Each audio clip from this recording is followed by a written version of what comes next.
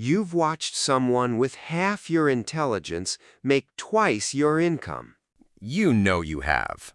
Someone who only knows one narrow thing, one lane, one skill, one well, quietly out-earning you while you sit there with a mind that can connect Roman history to behavioral economics, to the code you taught yourself last spring.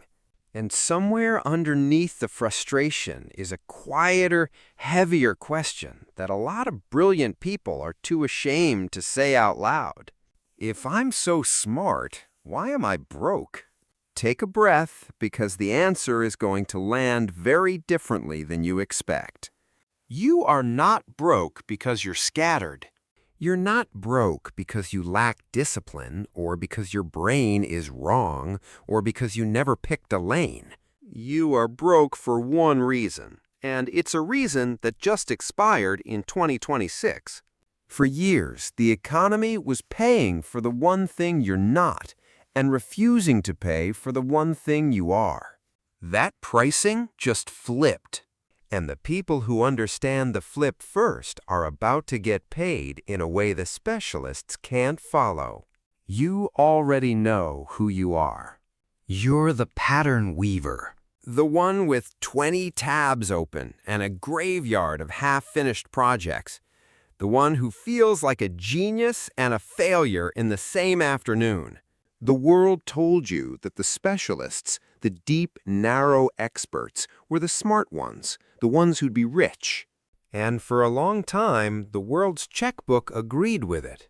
That hurt, but I'm going to show you why that era is over, and why the exact traits that kept you smart and broke are about to become the most valuable financial asset you own. In this video, I'm going to do 3 things. First, I'll name the real reason your intelligence never converted into income, and it's not what you've been told. Second, I'll show you the single shift in how the economy pays people that just turned your weakness into leverage. And third, most importantly, I'm going to give you 5 concrete money moves to start turning your synthesis mind into actual income this year, even if you've never finished a project in your life. If you've ever felt the specific sting of being the smartest broke person in the room, you've found your people. Subscribe, because this is the video that ends the smart and broke story for good. Let's get into it. Why the smartest person isn't the richest. Here's a truth that nobody explains to curious people, and it costs them a fortune. Intelligence and income are 2 completely different games, and most brilliant people only ever learn to play the first one.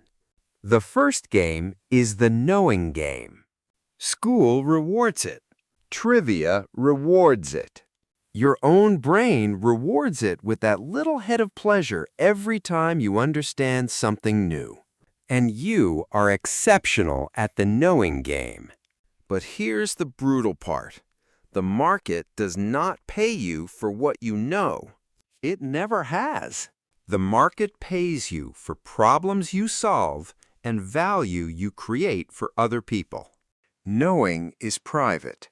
Value is something someone else can feel.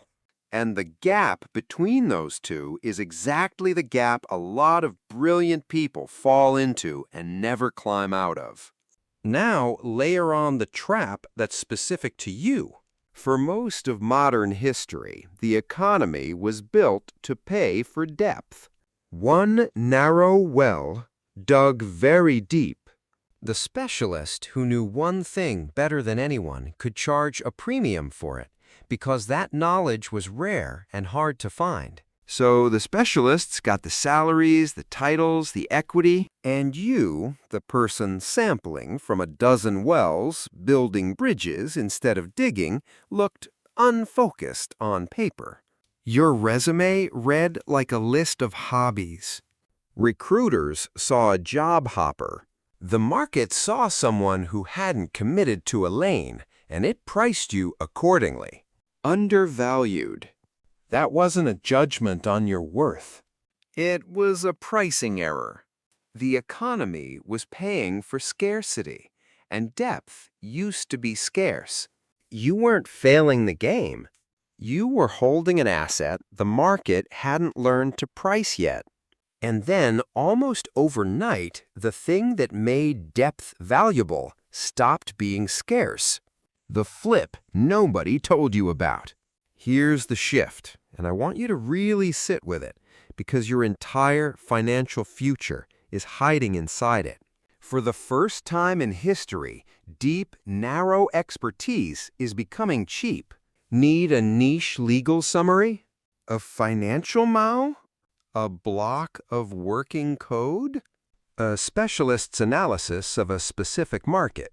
You can summon that expertise in seconds now for almost nothing.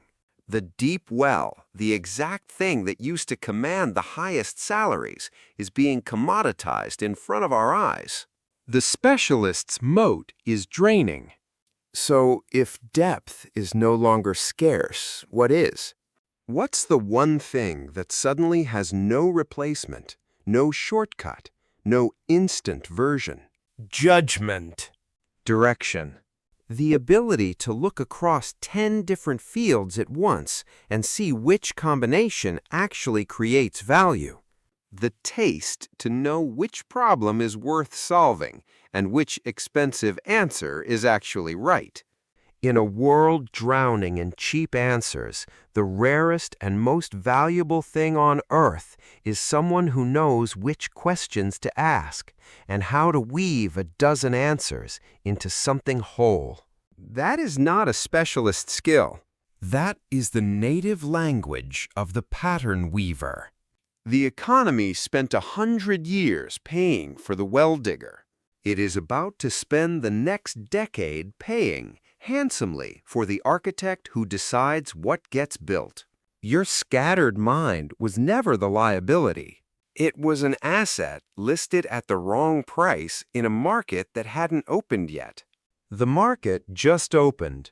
So let's talk about how you actually get paid. Here are the 5 moves. Move 1. Stop selling your skills. Start selling your synthesis. This is the mistake that keeps brilliant people broke, and almost everyone makes it. When you try to earn, you list your skills. I can write, I know some design, I understand psychology, I've dabbled in data. And the moment you present yourself as a menu of separate skills, you force the buyer to compare you skill by skill against specialists who go deeper in each one. You will lose that comparison every time, and you'll lose it on price. The antidote? Never sell the threads. Sell the tapestry.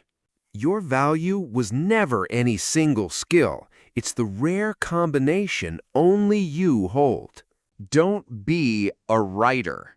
Be the person who fuses behavioral psychology with clear writing to make companies' messaging actually convert. Nobody can comparison shop that because there's no shelf it sits on. A specialist competes on price. A synthesizer sets the price because there's no substitute to compare against. The instant you stop selling parts and start selling the bridge between them, you stop being cheap. Move 2. Build the niche that doesn't exist yet. There's an old idea worth stealing here. You don't have to be the best in the world at one thing, a brutal, near-impossible game. You have to be in the top 10% at 2 or 3 things that rarely show up in the same person. Top 10% in psychology is common. Top 10% in finance is common. Someone who genuinely lives at the intersection of psychology and finance and storytelling. That person is almost unique, and uniqueness is exactly what commands a premium. The antidote? Take an honest inventory of your useless threads, the obsessions, the abandoned courses, the random rabbit holes, and find the 2 or 3 the world almost never sees combined. That overlap is not a hobby. It's a market position no specialist can copy without becoming you. The very interests you felt guilty about collecting are the raw materials of a niche that didn't exist until you stacked them. You weren't wasting time on too many things. You were quietly assembling a position the market can't reproduce. Move 3. Use AI as the specialist workforce you could never afford. Here's where your two oldest enemies, the knowledge gap and the unfinished project, finally die. The reason so many of your brilliant ideas ended up in the graveyard is that they always hit a wall, a piece of expertise you didn't have. The legal part. The technical part. The financial modeling. You'd hit the gap, the momentum would die, and another vision would quietly join the pile at 80% done. The antidote: stop trying to become the expert and start directing one.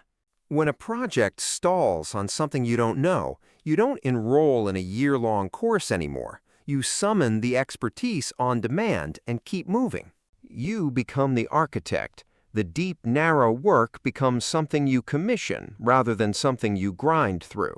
This is the move that turns a lifetime of unfinished ideas into shippable, sellable products. The gap that used to bankrupt your projects is now just a step. You are no longer one person who can't do everything. You are one mind directing an entire ensemble of specialists, which, not coincidentally, is exactly what businesses pay the most for. Move number 4. Price the outcome, not the hour. Broke but brilliant people almost always sell time. Hours, rates, salaries, units of themselves traded for units of money. And when you sell time, you've capped your income at the number of hours you can stay awake, and you've invited everyone to haggle you down to the cheapest hourly bidder. It's a financial trap dressed up as a paycheck. The antidote? Charge for the result, not the clock.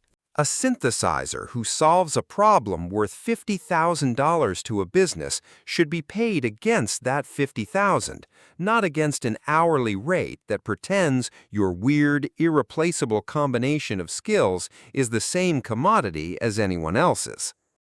This is the difference between a high salary and real wealth. Specialists, almost by definition, sell deep slices of time. The architect who delivers the whole outcome captures a slice of the value created, and that is a fundamentally different and far larger kind of money. Your edge isn't that you work more hours. It's that you connect dots that produce outsized results. Price, like it. Move 5. Ship the 80%. This is the most important one, and it's the hardest because it's emotional. The graveyard of unfinished projects isn't really a discipline problem. It's a fear problem. You don't abandon things because you're lazy. You abandon them right before the finish line, because finishing means being judged, and an unfinished masterpiece in your head can never fail.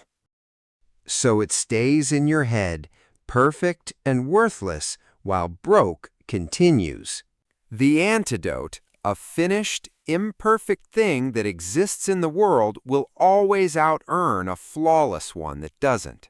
Pick one project from your graveyard, one, and give yourself a hard, short deadline to ship it, gaps and all, using everything in the 4 moves above to bridge what you don't know. The market cannot pay you for what's still inside you. It can only pay you for what you put in front of it.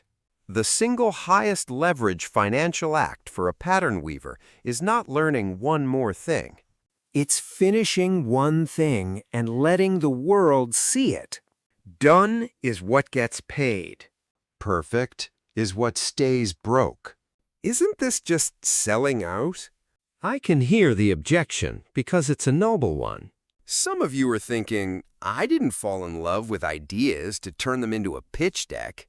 Isn't all this monetization talk just hustle culture? Aren't I betraying my curiosity by putting a price on it? No. And here's the reframe that matters. Staying broke is not pure, and it is not noble. It's just a tax the old market charged you for being early. Being smart and broke didn't protect your curiosity. It starved it.